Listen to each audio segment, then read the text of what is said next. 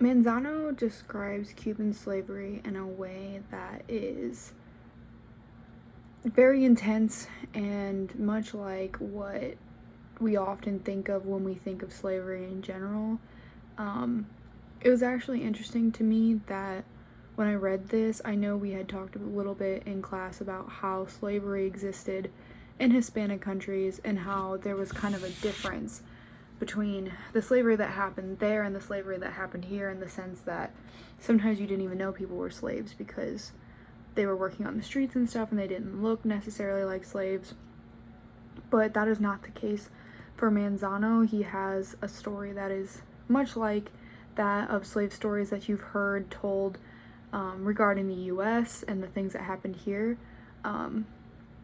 It's just very, the word I'm looking for is not coming to mind, but it's very intense, for lack of better words. There's a lot of times in which he is telling stories of the brutal experiences that he went through for things that he really shouldn't have been punished for.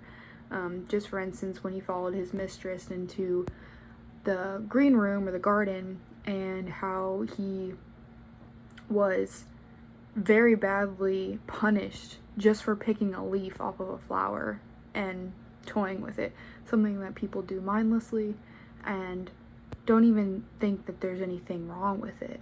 And he was beaten horribly and treated horribly because of it. Same thing with the instance where the chickens go missing. That story really struck me because what was really messed up about the whole thing was that he ended up the masters ended up realizing that he never took the chickens. It was somebody else that had the right to take the chickens, and he was so badly punished for it, and they had no mercy. They felt no remorse that they wrongfully basically convicted this man and punished him for something that he didn't even actually do. And it just kind of gives this representation of what Cuban slavery was like, because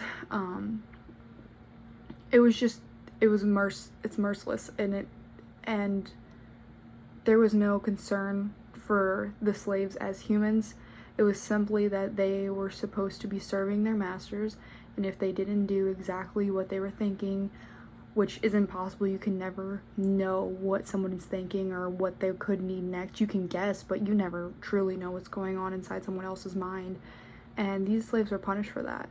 They had to know the next step before it was taken, and they were expected to uphold all these expectations that were impossible to meet. So to describe Cuban slavery, intense, horrible, extreme, all the words that you would use to describe something that has just completely destroyed a person and it seems like Manzano was able to grow from it. I don't really know personally what happened to him after this, but it sounded like he gained some strength and tried to fight back at times for his family, his mother, and his brothers, but ultimately, very horrible experience. Would not recommend. I think some of these stories were even worse than the stories that I've heard from US slaves. Not personally from US slaves, but the stories that we have been told. So, yeah, that's my thoughts on that.